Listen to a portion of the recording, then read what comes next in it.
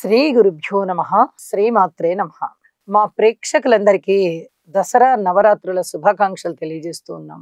ఐగిరి నందిని నందిత మోహిని విశ్వ వినోదిని నందినుతే గిరివర వంద్య శిరోధిని వాసిని విష్ణు విలాసిని జిష్ణునుతే.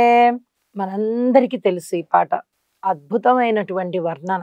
మహిషాసుర మర్దిని, ఒక రాక్షసుని సంహరించడానికి తాను కూడా రాక్షసిలాగా కనిపించేటటువంటి ఒక ఉగ్ర రూపముతో మహిషాసురుణ్ణి వధించినటువంటి అమ్మవారి యొక్క రూపమే మహిషాసుర మర్దిని అవతారము. మహిషుడు ఒక రాక్షసుడు. ఇతను రంభుని కుమారుడు.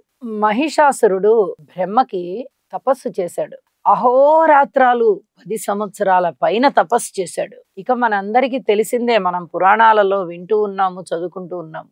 ఎప్పుడైతే తపస్సు చేయడం ప్రారంభించాడో ఇంద్రుడికి ఒక భయం పట్టుకుంది. నా ఇంద్ర పదవికే ఇతను ఎసరు పెడతాడా అని. అయితే ఇంద్రుడు వచ్చాడు, మహిషుని యొక్క తపస్సుని చెరపడానికి గట్టిగా ప్రయత్నం చేశాడు. అయితే చెరపలేకపోయాడు. ఇంకా మరింతగా విజృంభించి తపస్సు చేయడం ప్రారంభించాడు మహిషుడు. ఎట్టకేలకు బ్రహ్మదేవుడు కరుణించాడు. బ్రహ్మ ప్రత్యక్షమయ్యాడు. సాక్షాత్కరించి నీకేం వరం కావాలి అని అడిగాడు. నాకు మరణమే లేని వరం కావాలి. నేను ఎప్పటికీ ఇక్కడే జీవితంలో సంచరించిపోతూ ఉండాలి, అంతే తప్ప ఇంకా నాకు మరణం ఉండకూడదు అని అడిగాడు. మరణం లేని జీవి లేదు నాయన. ఎవరైనా సరే మరణించాల్సిందే. పుట్టారు అంటే పోవాల్సిందే. అలాగే పర్వతాలు, చెట్లు, చేమలు ఇవన్నీ కూడా పోతాయి. ఏవీ శాశ్వతం కాదు. నదులతో సహితం అంతరించిపోయి మళ్ళీ తిరిగి పుడతాయి. పుట్టారు అంటే పోవాల్సిందే. కాబట్టి నీకు మరణం లేకుండా వరం ఇవ్వడం అసంభవం. ఇంకేదైనా కోరుకో అన్నాడు. బలగర్వంతో ఉన్నాడు. నేను మగవాణ్ణి కాబట్టి నేను మగవాళ్లతో యుద్ధం చేస్తాను, ఆడదెంత అని ఒక చులకన భావంతో దేవతలు గాని మానవులు గాని ఇంక ఎవరైనా ఋషులు మునులు ఎలాంటి వాళ్ళైనా, యక్షులు కిన్నెరలు కింపురుషులు దేవతలు గంధర్వులు ఎవరైనా తీసుకో, వాళ్ళ చేతుల్లోనే నాకు మరణం లేకుండా చెయ్యండి. ఆడది నా ముందర ఎంత. ఆడదాన్ని అడ్డు పెట్టుకొని పురుషులు ఎవరు రారు. కాబట్టి నాకు ఆడదాంతో పని లేదు. పురుషుల చేతిలో నేను మరణించకుండా నాకు వరం కావాలి అని అడిగాడు. తథాస్తు అన్నాడు బ్రహ్మగారు. ఇక ఆ వరగర్వంతో విజృంభించిపోయి మొట్టమొదటగా ఇంద్రుడి మీదకే వెళ్ళారు. ఇంద్రుడి యొక్క సింహాసనాన్ని వశం చేసుకున్నాడు. అందరు దేవతలందరినీ పట్టి బంధించేశాడు. వాళ్ళందరూ పారిపోయారు. బ్రహ్మదేవుడి దగ్గరికి వెళ్ళి మొరబెట్టుకున్నారు. ఏంటి మాకు ఈ పరిస్థితి? ఆయన వచ్చేసాడు వరగర్వంతో, ఇంద్రుణ్ణి పట్టుకున్నాడు, ఇంద్ర పదవిని తీసేసుకున్నాడు, మమ్మల్ని అందరినీ పదవీచ్యుతుల్ని చేశాడు, రాక్షసులందరినీ కూడా సభలో మంచి మంచి హోదాలు ఇచ్చి కూర్చోబెట్టాడు మా ప్లేసుల్లో. మేమందరం దిక్కుతోచక పారిపోయిచ్చాం, లేకపోతే మమ్మల్ని కూడా బంధించేసేవాడే అని చెప్పి పలాయానం చిత్తగించాము అని చెప్పి బ్రహ్మదేవుడి దగ్గరికి వెళ్తే, బ్రహ్మగారు కైలాసం వెళ్దాం పదండి, శివుణ్ణి అడుగుదాం సలహా అనే శివుడి దగ్గరికి వచ్చారు. స్తోత్ర పారాయణాలతో శివుణ్ణి ప్రార్థించారు. శివుడు, బ్రహ్మ, ఇంద్రుడు, అగ్ని, వరుణుడు, వాయువు అందరూ కలిసి విష్ణుమూర్తి దగ్గరికి వెళ్ళారు. స్తోత్ర పారాయణాలు చేశారు. అందరూ కలిసి ఇక యుద్ధానికి వెళ్ళిపోదాం అని నిర్ణయించుకున్నారు. వీళ్ళు నిర్ణయించుకునే లోపలే ఇక మహిషాసురుడు విజృంభించి అందరి మీదకి మళ్ళీ యుద్ధానికి వచ్చాడు. ఇక ఆ యుద్ధము కొన్ని వేల సంవత్సరాలు జరిగింది.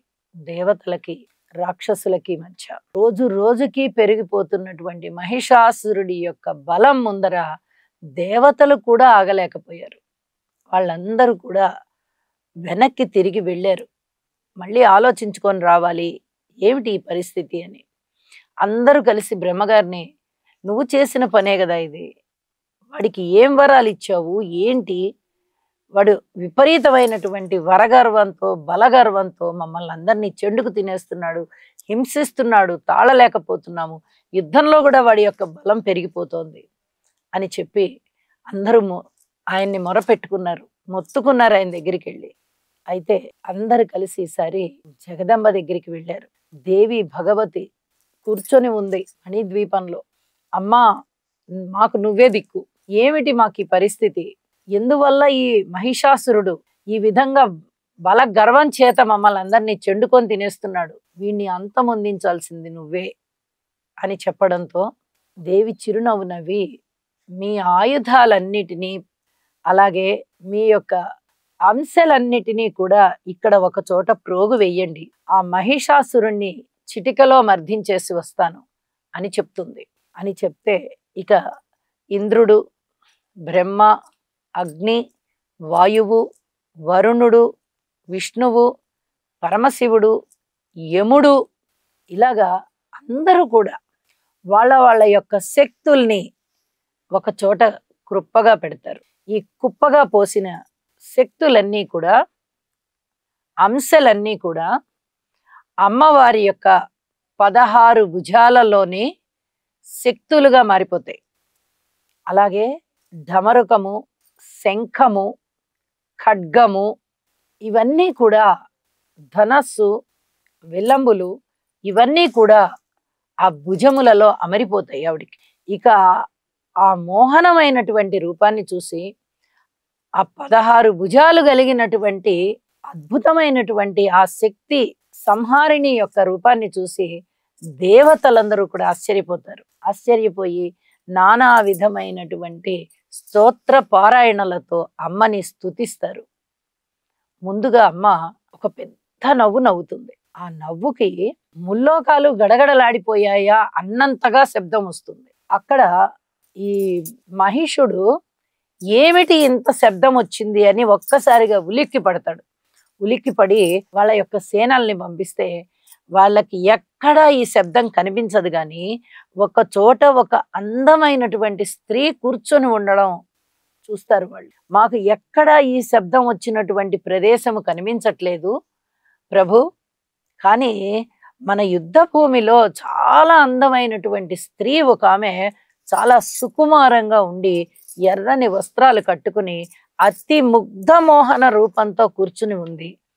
ఎప్పుడూ ఆమెను మేము ఎక్కడా చూడలేదు, అంత సౌందర్యవతి ఆమె అని చెప్పి ఆమె యొక్క సౌందర్యాన్ని ఎక్కువగా వర్ణిస్తారు. వర్ణించేటప్పటికీ ఈ మహిషుడికి ఆమె మీద ప్రేమ కలుగుతుంది.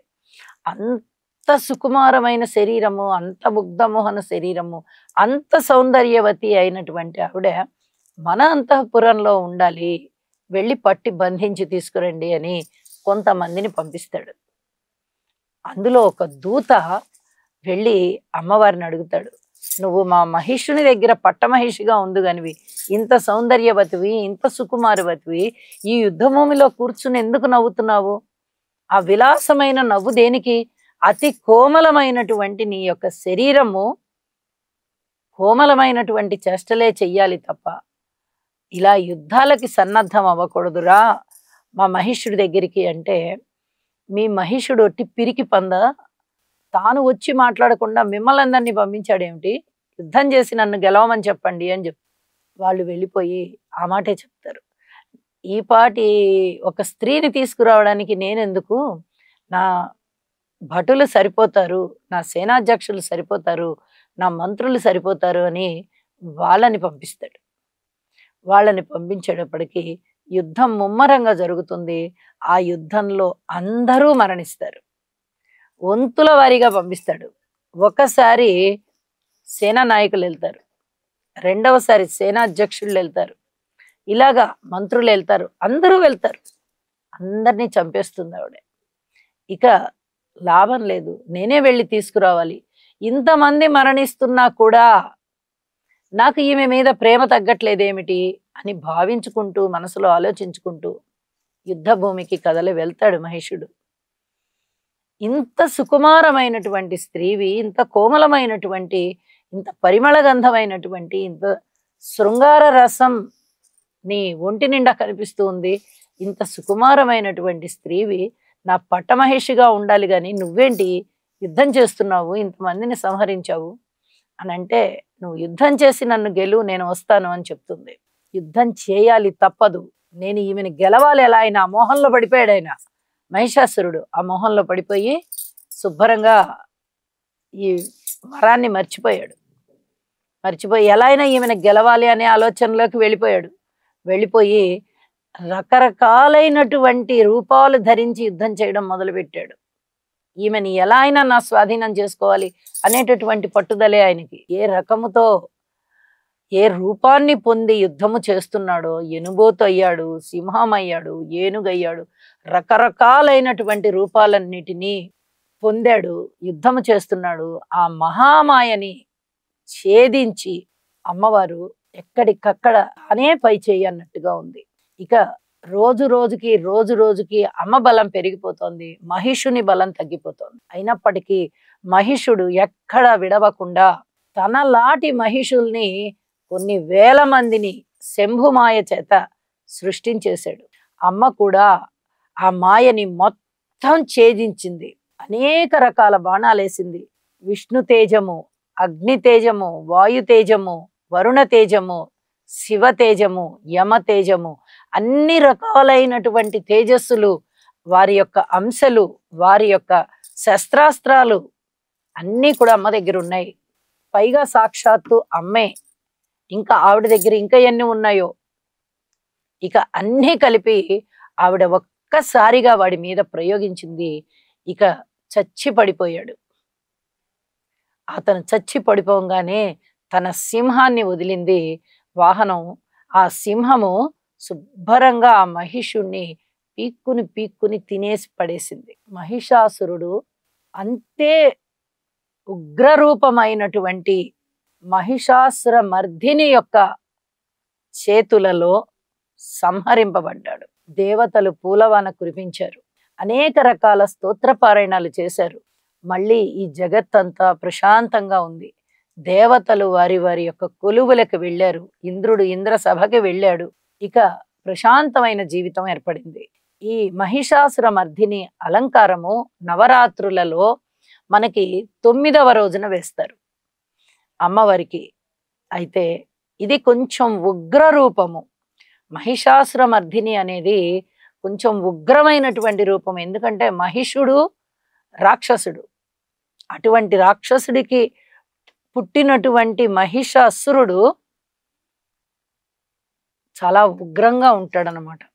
కాబట్టి ఈ మహిషాసుర మర్దిని యొక్క రూపాన్ని చాలా ఉగ్రమైనటువంటి రూపముగా వేస్తారు అలంకారాలలో. నవరాత్రుల్లో ఒక అలంకారంగా ఎవరు భయపడకూడదు అనేటటువంటి ఉద్దేశముతో కొన్ని చోట్ల ప్రశాంతమైనటువంటి రూపాన్ని కూడా వేస్తారు మహిషాసుర మర్దిని అలంకారాన్ని.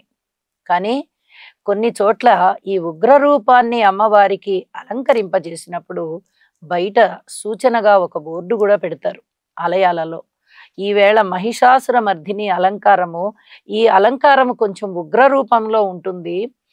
భయపడేవారు, తొందరగా భయపడేవారు కానీ, చిన్నపిల్లలు కానీ ఈ యొక్క ఉగ్ర రూపాన్ని చూసి తట్టుకోలేరు. కాబట్టి మీరు మీ ఇంటి నుంచే నమస్కారం చేసుకోండి అన్నట్టుగా ఒక సూచనని కూడా రాసి పెట్టడం జరుగుతూ ఉంటుంది. అప్పుడప్పుడు మనము అక్కడక్కడ ఆలయాలలో చూస్తూ ఉంటాం. కానీ పరమ పవిత్రమైనటువంటి మహిషాసుర మర్దిని అలంకారాన్ని మనము కూడా కన్నులారా చూసి అమ్మ ఆశీర్వాదాలు తీసుకుందాము. మనకి ఈ సంవత్సరము 11 రోజులు నవరాత్రులు వచ్చాయి. అంటే నవరాత్రులు 9 అయినప్పటికీ 10వ రోజు విజయదశమి చేసుకుంటాము. కానీ ఈ విశ్వావసునామ సంవత్సరంలో 11 రోజులు వచ్చి ఉన్న కారణం చేత 10వ రోజున ఈ మహిషాసుర మర్దిని అలంకారాన్ని వేస్తున్నారు. ఇది 1వ తేదీ అవుతోంది. వారాల మార్పుని గమనించుకోవలసిందిగా, తేదీల మార్పుని చూసుకోవలసిందిగా సూచన చేస్తూ ఉన్నాను. మహిషాసుర మర్దిని అలంకారంలో అమ్మవారి యొక్క రూపాన్ని చూసి మనందరము కూడా ఏకాగ్ర చిత్తంతో చక్కగా నమస్కారాలు సమర్పించి అమ్మ యొక్క ఆశీర్వాదాలు తీసుకుందాము. అమ్మ మనలో ఉన్నటువంటి రాక్షసత్వాన్ని కూడా దునుమాడగలదు. ఏదైనా కఠినమైనటువంటి ప్రవర్తన ఉన్నట్లయితే మనలో దానిని అమ్మ అతి సునాయాసంగా తీసివేయగలదు. ఇక్కడ కూడా ఇది కూడా ఒక విధమైన దుష్ట శిక్షణగానే మనము భావించాలి అని చెప్పి తెలియచేస్తూ, మీరు కూడా అలాగే భావించండి.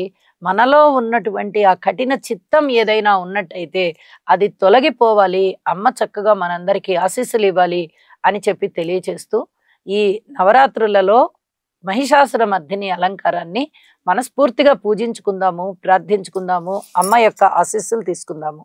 శుభం. సర్వే జనా సుఖినో భవంతు.